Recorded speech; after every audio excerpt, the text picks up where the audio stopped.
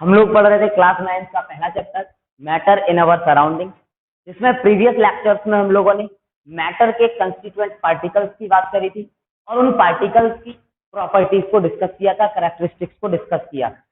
इसके साथ साथ मैटर को हम लोगों ने क्लासिफाई करा था वेरियस कैटेगरीज में, जिनमें से 3 स्टेट्स को सॉलिड, लिक्विड और गैस, उनकी कैरेक्टरिस्टिक्स को हम लोगों ने एक दूसरे से कोरिलेट करा था।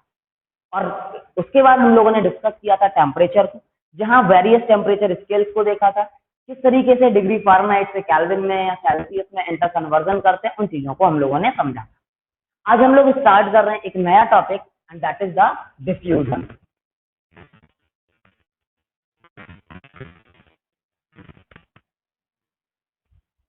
डिफ्यूजन होता क्या है पहले समझते हैं। जरा हमने क्या करा, सिंपली एक फ्लास्क लिया और इस फ्लास्क में ब्रोमीन की वेपर्स को भर लिया। किसे ले लिया हमने? ब्रोमीन वेपर्स को। गैसियस फॉर्म में जब ब्रोमीन होती है तो उसे आप क्या कहते हैं? ब्रोमीन वेपर्स बोलते हैं। ब्रोमीन वेपर्स जो कि होती हैं रेड ब्राउन कलर की, या रेडिश ब्राउन बोल सकते हैं, रेडिश ब्राउन इन कलर। हमने क्या करा, इसके ऊपर एक दूसरे फ्लास्क को इन्वर्ट करके, एक दूसरे फ्लास्क को इन्वर्ट करके इसके ऊपर लगा दिया, जिसमें किसे फिल कर रखा था? एयर को। इसमें कौन है? एयर है। एक आपका जो फ्लास्क था उसमें कौन था? Bromine vapour. दूसरे में कौन है? एयर। ब्रोमीन वेपर का colour reddish brown, air simply colourless होती है। आफ्टर सम टाइम जब आप इसको इन्वर्ट करने के बाद थोड़ी देर बाद विजुलाइज करेंगे तो आप ऑब्जर्व करेंगे कि जो ये पूरी की पूरी दोनों वेसल्स थी, ये रेडिश ब्राउन कलर की अपीयर होने लगी। कैसी अपीयर होने लगती हैं? रेडिश ब्राउन कलर की। क्योंकि पूरी की पूरी वेसल्स में या दोनों वेसल्स में क्या होता है? ब्रोमीन की वेपर पहुंच जाती है। कैसे? जो यहाँ पर ब्रोमीन की वेपर थी वो ऊपर एयर के पार्टिकल्स के बीच में जाकर के इंसर्ट हो गई या उसके साथ इंटरमिक्स हो गई। ऐसा नहीं है कि एयर के पार्टिकल ब्रोमीन वेपर के बीच में आकर के इंटरमिक्स नहीं हुए होंगे, वो भी इंटरमिक्स होंगे, लेकिन एयर होती है कलरलेस, तो उसे हम ऑब्जर्व नहीं कर सकते। हम किसे ऑब्जर्व कर सकते हैं? जो एक डिफरेंट कलर शो कर रहा है, that is the bromine vapour. तो ये दोनों जगह कलर कैसा विजुअलाइज होने लगेगा? Reddish brown. जिसकी वजह से आप बोलने लगेंगे कि भाई यहाँ पर क्या हुआ, एक तरीके के सब्सटेंस के particle second type of substance के पार्टिकल के साथ इंटरमिक्स हो गए। और इस तरीके की इंटरमिक्सिंग जो होती है पार्टिकल्स की, उसी को आप क्या बोलते हैं? डिफ्यूजन बोलते हैं। मतलब किसी भी सब्सटेंस के पार्टिकल का स्प्रेड होना, फैल जाना, या किसी दूसरे सब्सटेंस के पार्टिकल्स के साथ इंटरमिक्स हो जाना ही क्या कहलाता है? डिफ्यूजन कहलाता है। सिंपली डेफिनेशन की फॉर्म में समझते हैं। The process of spreading out and intermixing of one type of substance या particles of one type of substance भी बोल सकते हैं, with another type of substance,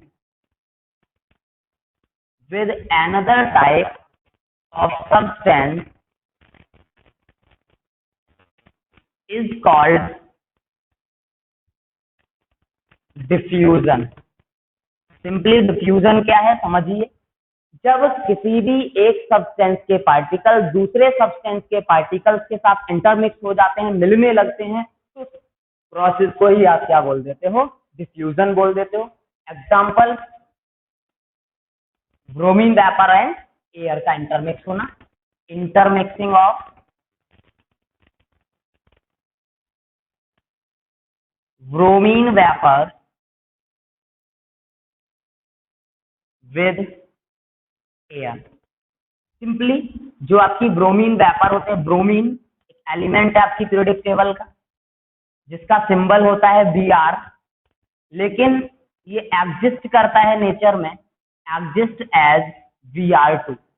इसकी जो जनरल फॉर्म है, जिस फॉर्म में ये आपको नेचर में ऑब्टेन होता है, वो आपकी क्या होती है, Br2 होती है। मतलब दो ब्रोमीन के एटम मिलकर के Br2 की फॉर्म में एग्जिस्ट करते हैं। और इसका कलर रेडिश ब्राउन था, जो कि एयर के पार्टिकल्स के साथ इंटरमिक्स होते हैं। अगर हम लोग इसी प्रोसेस को कुछ और समझें, तो सिंपली अगर देखें तो ये प्रॉपर्टी होती है मैटर की, which is based on the motion of the particle. बहुत इंपॉर्टेंट पॉइंट है, it is the property of matter which is based on the motion of particles, which is based on the motion of particles। ये matter की एक ऐसी property है जो कि particle के मोशन पर बेस्ड है। भाई मोशन अगर ज्यादा होगा तो आसानी से चीजें एक दूसरे में क्या हो जाएंगी, इंटरमिक्स हो जाएंगी।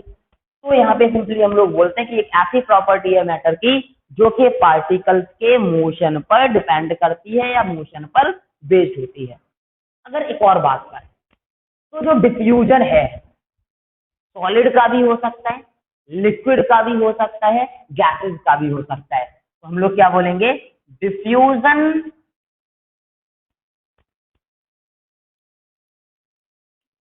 Of solid, liquid as well as gases can occur। जो डिफ्यूजन है वो सॉलिड का भी हो सकता है, लिक्विड का भी हो सकता है, गैसेस का भी हो सकता है। लेकिन बात आती है कि डिफ्यूजन तेज किसका होगा। तो जो गैसेस होती है, गैसेस के केस में हमने पढ़ा था कि काइनेटिक एनर्जी मैक्सिमम होती है, मूवमेंट सबसे ज्यादा पॉसिबल होता है गैसेस में, क्योंकि फोर्स ऑफ अट्रैक्शन डीकेस्ट से। और जब मोशन सबसे ज्यादा है तो हमने पढ़ा है ये मोशन पर ही बेस्ड प्रॉपर्टी है, तो मोशन ज्यादा होगा तो डिफ्यूजन भी सबसे ज्यादा किसका होगा, गैसेस का होगा। तो आप हमेशा याद रखेंगे, diffusion of gases is fastest. सबसे ज्यादा जो डिफ्यूजन होता है वो सबसे ज्यादा तेजी से किसमें होता है, गैसेस में होता है। तो हम लोग क्या बोलेंगे, डिफ्यूजन इज fastest in, या diffusion takes place at fastest rate, diffusion takes place at fastest rate in case of gases। तो रेट ऑफ डिफ्यूजन को हम लोग कंपेयर कर सकते हैं गैसेस, क्यों, due to more random motion. क्योंकि गैसेस के केस में पार्टिकल का मोशन ज्यादा रैंडम होता है, ज्यादा होता है, जिसकी वजह से डिफ्यूजन भी तेजी से होगा। तो अगर मैं ऑर्डर की बात करूं तो सबसे ज्यादा गैसेस में या गैसेस का, उससे कम डिफ्यूजन लिक्विड का, और सबसे कम डिफ्यूजन किसका होगा, सॉलिड।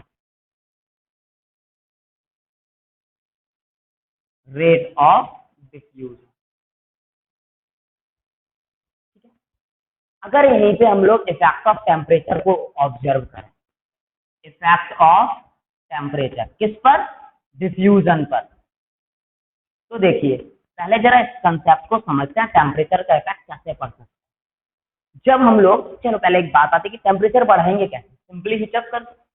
तो जब आप टेम्परेचर बढ़ाते हैं या किसी भी चीज को हीटअप करते हैं, तो वहां पर जो पार्टिकल्स हैं उस हीट एनर्जी को एब्जॉर्ब करते हैं, जिसकी वजह से उन पार्टिकल्स की काइनेटिक एनर्जी इंक्रीज हो जाती है। जब काइनेटिक एनर्जी बढ़ जाएगी तो काइनेटिक एनर्जी का फॉर्मूला क्या होता है, half of M V square. Simply V क्या है यहाँ पे, वेलोसिटी मतलब स्पीड, मतलब मोशन को शो कर रही है। तो काइनेटिक एनर्जी बढ़ जाएगी तो पार्टिकल्स का मोशन और रैंडम हो जाएगा, और पार्टिकल्स का मोशन अगर और रैंडम हो गया तो ऐसी सिचुएशन में डिफ्यूजन का रेट भी क्या हो जाएगा, इंक्रीज हो जाएगा। तो सिंपली हम लोग क्या बोलेंगे, on increasing the temperature, on increasing the temperature kinetic energy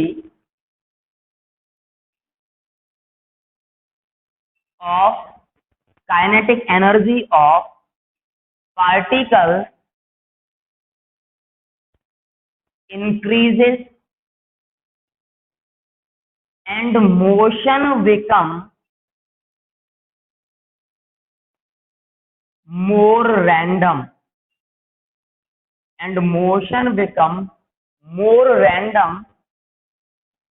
which results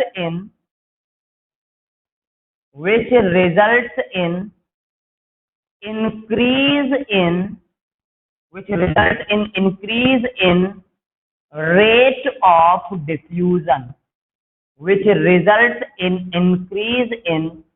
rate of diffusion, जैसे ही आप टेम्परेचर को बढ़ाते हैं तो काइनेटिक एनर्जी पार्टिकल्स की बढ़ जाएगी, मोशन और ज्यादा रैंडम हो जाएगा, जिसकी वजह से रेट ऑफ डिफ्यूजन भी इंक्रीज हो जाता है। अगर एक और बात यहीं पे हम लोग करें तो हमारा जो डिफ्यूजन है वो किसी भी मैटर के पार्टिकल्स के कांस्टेंट मोशन को एक्सप्लेन करने का काम करता है। फॉर एग्जांपल क्वेश्चन पूछा जाता है कि कोई भी एक ऐसी प्रॉपर्टी बताइए जिससे कि कंफर्म होता हो कि जो मैटर के पार्टिकल्स हैं वो कॉन्स्टेंटली मोशन में है, तो फिर वो कौन सी एक्टिविटी हो जाएगी या कौन सा एग्जांपल हो जाएगा? डिफ्यूजन। तो हम लोग यहाँ पे बोल सकते हैं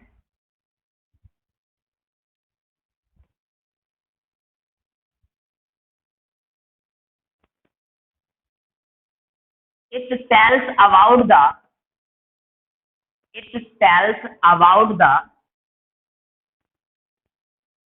constant motion of particles of matter। हम लोग बोल सकते हैं it tells about the constant motion of particles of matter, कि मैटर के पार्टिकल्स कॉन्स्टेंटली कंटिन्यूअसली मोशन में है, इसके बारे में जो बताने का काम करता है दैट इज द डिफ्यूजन। हम लोग कुछ एग्जांपल्स को अब यहाँ पर डिस्कस तरीके से। डिफ्यूजन होता है गैसेस का, लिक्विड का या सॉलिड का। उसी तरीके से इन वेरियस स्टेट्स में भी डिफ्यूजन की बात आप कर सकते हैं, जिसमें सबसे कॉमन डिफ्यूजन जो होता है वो लिक्विड्स में गैसेस में होता है या लिक्विड्स में होता है। सॉलिड में डिफ्यूजन बहुत रेयर होता है, क्योंकि सॉलिड के केस में पार्टिकल्स क्या होते हैं? बहुत क्लोज, जिसकी वजह से पार्टिकल्स बड़ी आसानी से इंटरमिक्स नहीं हो पाते या वहां मूवमेंट पार्टिकल्स का नहीं हो पाता। लेकिन बहुत कॉमनली, बहुत आसानी से आपका मूवमेंट पॉसिबल होता है गैसेस में या लिक्विड्स में। तो कुछ एग्जांपल्स की हेल्प से समझते हैं। जैसे डिफ्यूजन इन गैसेस की बात करें और एक एग्जांपल लिया हमने, the smell of food being cooked in kitchen reaches us even from A considerable distance. क्योंकि नॉर्मली क्या होता है, आप अपने रूम में बैठे हैं, मम्मी किचन में खाना बना रही है, तो जब वो खाना बना रही होती है तो उस खाने की स्मेल, उस फूड की स्मेल हम तक, जबकि हम उस किचन में नहीं है, फिर भी आ जाती है। या नॉर्मली अगर फिश की बात करें तो अगर कहीं फिश फ्राई होती है तो उसकी जो स्मेल होती है वो काफी दूर तक चली जाती है। तो ऐसी सिचुएशन में क्या हो रहा है, जो फूड है, जिस फूड को कुक किया जा रहा है, उस फूड में से कुछ स्मेलिंग सब्सटेंस रिलीज होते हैं और वो स्मेलिंग सब्सटेंस हमारी नोज तक पहुंचते हैं और जिसकी वजह से हमें उसकी पर्टिकुलर स्मेल फील होने लगती है। लेकिन वो नोज तक कैसे पहुंचे? एयर के साथ इंटरमिक्स होकर के, मतलब किस प्रोसेस की वजह से? डिफ्यूजन की वजह से। तो हम लोग क्या बोलेंगे? The smell of food being cooked in kitchen reaches us even from A considerable distance because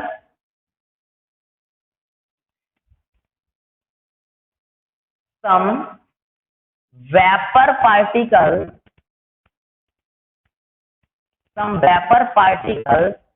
having smell of food intermixed with air which reaches to our nose and responsible for its smell। क्या हुआ वापस से जरा समझिए। जब kitchen में खाना बन रहा था तो उसमें से कुछ ऐसी वेपर्स रिलीज हुई जिनमें की फूड की स्मेल थी, और वो स्मेलिंग वेपर एयर के साथ इंटरमिक्स हो गई। मतलब गैस गैस के साथ बड़ी आसानी से डिफ्यूज हो जाएगी, और उस इंटरमिक्सिंग की वजह से, उस डिफ्यूजन की वजह से वो एयर के साथ पहुंच गई हमारी नोज तक, जिसकी वजह से हमने उसकी स्मेल को फील कर लिया। तो सिंपली ये किसकी वजह से होता है? डिफ्यूजन की वजह से। सिमिलरली आपने घर में क्या करा, एक कमरे में अगरबत्ती को जलाया, that is the incense stick. तो उस इंसेंस स्टिक की जो स्मेल है पूरे के पूरे कमरे में फैल जाती है। तो ऐसा क्यों होता है? क्योंकि जो जब आप उस इंसेंस स्टिक को बर्न करते हैं तो जो स्मोक रिलीज होती है, उस स्मोक में उसके फ्रेग्रेंस के पार्टिकल्स होते हैं। तो हम लोग क्या बोलेंगे? बिकॉज ऑफ इंटरमिक्सिंग ऑफ, या डायरेक्टली आप डिफ्यूजन भी बोल सकते हैं, because of diffusion of smoke with air which is responsible for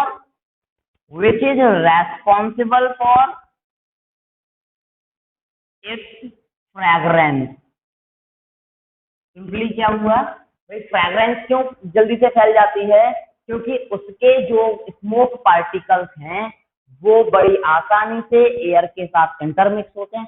again एक गैस के साथ इंटरमिक्स करती है, जिसकी वजह से उसकी स्मेल हमें या उसकी फ्रेग्रेंस हमें मिलने लगती है। Just like that smell of perfume spread all over the room. आपने क्या करा, कमरे में एक जगह जाकर के परफ्यूम की बोतल को स्प्रे करा। जैसे ही परफ्यूम को आप स्प्रे करते हैं तो होता क्या है, जो उसमें लिक्विड फॉर्म में परफ्यूम थी, जैसे ही आप उसे स्प्रे करते हैं तो बाहर आते ही वो किस फॉर्म में आ जाती है? वेपर। देखिए कुछ तो लिक्विड फॉर्म में और कुछ वेपर फॉर्म में क्या करेगी? एस्केप करेगी। और जो वेपर फॉर्म में आई वो एटमॉस्फेयर में प्रेजेंट एयर के साथ इंटरमिक्स करेगी, डिफ्यूज हो जाएगी, जिसकी वजह से उसकी स्मेल हमें ऑब्टेन होगी। बिकॉज ऑफ इंटरमिक्सिंग ऑफ, या बिकॉज ऑफ डिफ्यूजन ऑफ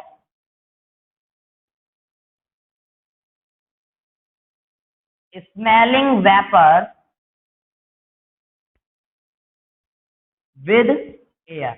जो स्मेलिंग वेपर थी उनका एयर के साथ क्या हो गया? डिफ्यूजन, जिसकी वजह से वो पर्टिकुलर स्मेल को शो करने लगे।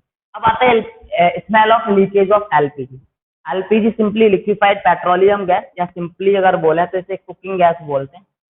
कुकिंग गैस घर में आप नॉर्मली देखते हैं, कभी अगर एलपीजी लीकेज हो जाए, सिलेंडर से गैस का लीकेज हो रहा हो, तो इसकी स्मेल बहुत जल्दी से आस पड़ोस तक पहुंच जाती है। ऐसा क्यों? क्योंकि उस एलपीजी में एक केमिकल होता है इथाइल मरकैप्टन। केमिकल होता है इथाइल मरकैप्टन। जैसे ही गैस की लीकेज होती है तो वो इथाइल मरकैप्टन एटमॉस्फेयर में प्रेजेंट एयर के साथ इंटरमिक्सिंग करता है। तो ड्यू टू इंटरमिक्सिंग ऑफ या diffusion of ethyl mercaptan with air, air के साथ में जो इथाइल मरकैप्टन है वो इंटरमिक्स हो जाएगा, जिसकी वजह से हमें एलपीजी की स्मेल दूर से आने लगती है। तो ये 4 एग्जांपल हमने देखे। पहली बात, अगर कहीं खाना पक रहा होता है पड़ोस में या हमारे घर में, तो हम लोग रूम में नहीं है लेकिन फिर भी हमारे रूम तक उसकी स्मेल आ जाती थी। क्यों? क्योंकि वहां पर जो वेपर्स थी जिनके पास उसकी स्मेल थी फूड की, वो आकर के एयर के साथ इंटरमिक्स हुई, जिसकी वजह से उसकी पर्टिकुलर स्मेल हमारे नेजल रिसेप्टर तक पहुंची, हमारे नोज तक पहुंची, जिसकी वजह से हमें उसकी स्मेल फील होने लगी। वैसा ही होता है बर्निंग इंसेंस स्टिक के केस में, यहाँ इसकी स्मोक एयर के साथ इंटरमिक्स हो जाती है। इस परफ्यूम के केस में स्मेलिंग वेपर एयर के साथ इंटरमिक्स हो जाती है, और यहाँ पर इथाइल मरकैप्टन एयर के साथ इंटरमिक्स हो जाती है। इंटरमिक्सिंग सिंपली रिप्रेजेंट कर रहे हैं डिफ्यूजन को, मतलब यहाँ पर किस प्रोसेस की आप बात कर सकते थे? डिफ्यूजन। एक बड़ा अच्छा सा क्वेश्चन बनता है यहाँ पे, जरा उसे देखो। जैसे ये पहला क्वेश्चन था बिल्कुल उसी तरह क्वेश्चन आता है, the smell of hot sizzling food. Orally समझते हैं उसे जरा। The smell of hot sizzling food is several meters away, whereas to observe the, to take the smell of cold food we need to go close। अगर गर्म खाना है, खाना कहीं गर्म बन रहा है या गर्म खाना रखा हुआ है, तो उसकी स्मेल हमें दूर से आ जाती है। जबकि अगर वही खाना ठंडा है तो उसकी स्मेल को लेने के लिए हमें उसके बहुत ज्यादा क्लोज जाना पड़ता है। क्वेश्चन आता है ऐसा क्यों? देखिए, फिर से बात वही आ रही है कि भाई वेपर तो भैया अगर गर्म खाने में थी तो ठंडे में भी हो, सही बात है। लेकिन हॉट फूड के केस में टेम्परेचर था ज्यादा, और टेम्परेचर जब ज्यादा होगा तो जो वेपर है वो स्पीडली इंटरमिक्स करेंगी एयर के साथ में, और स्पीडली इंटरमिक्स होने की वजह से, मोर डिफ्यूजन होने की वजह से उसकी स्मेल तो दूर तक चली जाती है। लेकिन कोल्ड फूड के केस में टेम्परेचर कम है, जिसकी वजह से डिफ्यूजन का रेट बहुत स्लो होता है, जिसकी वजह से आसानी से उसकी स्मेल हमें ऑब्टेन नहीं होती। उसकी स्मेल को फील करने के लिए आपको फूड के बहुत क्लोज जाना पड़ता है। अगर इसी तरीके से बात करें तो अब हम लोग बात कर सकते हैं कुछ ऐसे एग्जांपल की जहां डिफ्यूजन लिक्विड में हो रहा हो। डिफ्यूजन इन लिक्विड, इसके एग्जांपल को जरा समझते हैं। आपने क्या करा, एक कंटेनर लिया, वाटर था इसमें, इसमें आपने क्या करा, 2 ड्रॉप्स डाल दी इंक की। ये कौन है? इंक। ये कौन था आपका? वाटर। तो जब आप इंक को वाटर में डालेंगे तो वाटर तो सिंपली कलरलेस था, लेकिन जैसे ही आपने 1 और 2 ड्रॉप ऑफ इंक डाली तो थोड़ी देर बाद देखेंगे कि ये पूरा का पूरा जो वाटर था वो इंक के कलर में के जैसा हो जाएगा। तो इसका मतलब क्या हुआ, जो ये इंक के पार्टिकल थे वो इस वाटर के भी पार्टिकल्स के साथ इंटरमिक्स हो गए, जिसकी वजह से उस वाटर का कलर भी हमें कैसा दिखने लगा, उस इंक की तरह दिखने लगा। मीन्स सिंपली बोल सकते हैं spreading of ink in water due to the diffusion of ink particles. तो spreading of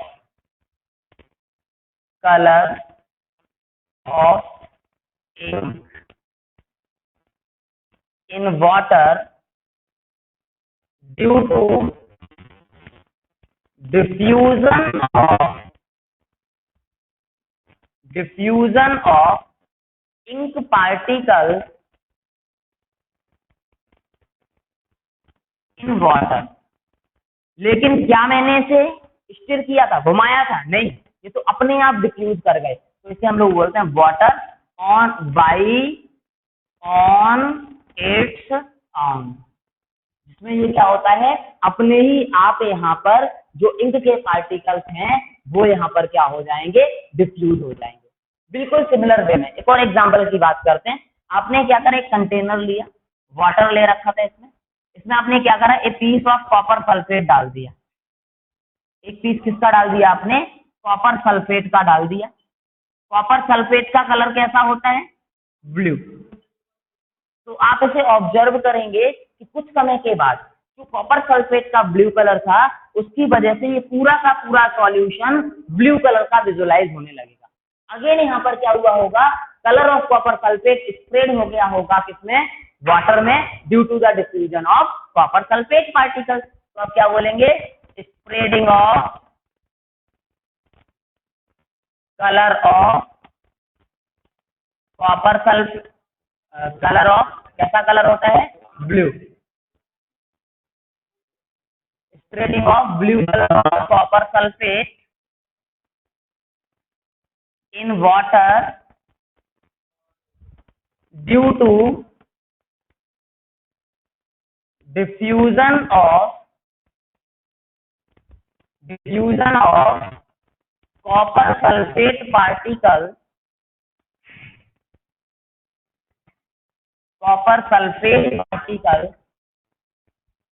in water।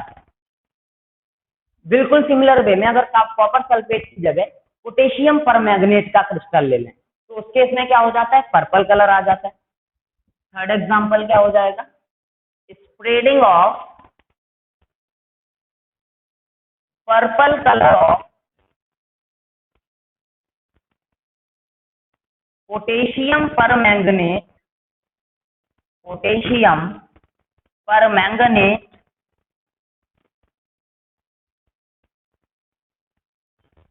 Formula लिख देता हूं पोटेशियम परमैंगनेट का KMnO4, ऐसे ही कॉपर सल्फेट का CuSO4। तो spreading of purple colour of potassium permanganate in water due to diffusion of potassium permanganate particle in water. बिल्कुल similar explanation है तीनों का। यहाँ पर इंक का कलर स्प्रेड हो रहा है, यहाँ पे आप कॉपर सल्फेट के कलर की स्प्रेडिंग की बात कर रहे हैं, यहाँ पे पोटेशियम परमैंगनेट के स्प्रेडिंग कलर के स्प्रेडिंग की बात कर रहे हैं। बिल्कुल इसी तरीके से हम लोग डिफ्यूजन की बात करते हैं सॉलिड में। देखिए मैंने पहले ही बोला था कि जो सॉलिड होता है वहाँ पार्टिकल बहुत क्लोज होते हैं और पार्टिकल के बहुत क्लोज होने की वजह movement of another type of particle बहुत रेयर होता है और वेरी रेयर मूवमेंट होने की वजह से यहाँ पर हम लोग बोलते हैं कि जो डिफ्यूजन है या तो यहाँ आप मानोगे तो नेग्लिजिबल है, बहुत रेयर होता है, बहुत डिफिकल्ट है। तो हम लोग सिंपली बोलते हैं the process of diffusion is very very slow. अगर आप सॉलिड में डिफ्यूजन कराना चाहते हो तो ये प्रोसेस बहुत स्लो होगा, या कई लोग तो ये भी बोलते हैं कि ये डिफ्यूजन होता ही नहीं है। लेकिन एक दो एग्जांपल ऐसे हैं जहां पे ये डिफ्यूजन ऑब्जर्व होता है, but after a long duration of time due to its very slow nature. और इसीलिए हम लोग बोलते हैं कि ये बहुत रेयर होता है, वेरी रेयर, बहुत कम ऑब्जर्व होता है। एक बड़ा कॉमन सा एग्जाम्पल जो हम लोग ऑब्जर्व करते हैं, जब ब्लैक बोर्ड पे चॉक की हेल्प से लिखा जाता है, तो ब्लैक बोर्ड क्या है, एक सॉलिड सरफेस है, चॉक क्या है, एक सॉलिड है। तो उसको लिखने के बाद आप आफ्टर फ्यू डेज 15 और 20 डेज के बाद देखते हैं और उसको रब करना स्टार्ट करते हैं, तो उसको रब करने में थोड़ी सी डिफिकल्टी होती है। क्यों? क्योंकि जो चॉक के पार्टिकल्स हैं वो ब्लैक बोर्ड के सरफेस के अंदर इंटरमिक्स हो जाते हैं, जिसकी वजह से उसको रब करना थोड़ा सा डिफिकल्ट हो जाता है। एक एग्जांपल यहाँ पे हम लोग बात कर लेते हैं,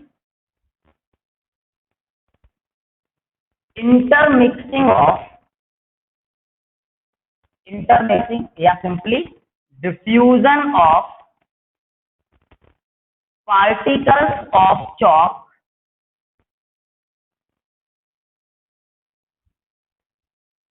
in the surface of blackboard। लेकिन आप याद रखेंगे, ये ऐसा नहीं है कि आपने एक बार चॉक से लिखा और वहां पर डिफ्यूजन ऑब्जर्व हो जाए। ये प्रोसेस एक लॉन्ग ड्यूरेशन के बाद 10 to 15 डेज के बाद मिनिमम आप उसे ऑब्जर्व कर सकते हैं। थोड़ा सा डिफिकल्ट टास्क उसको रब करना हो जाता है।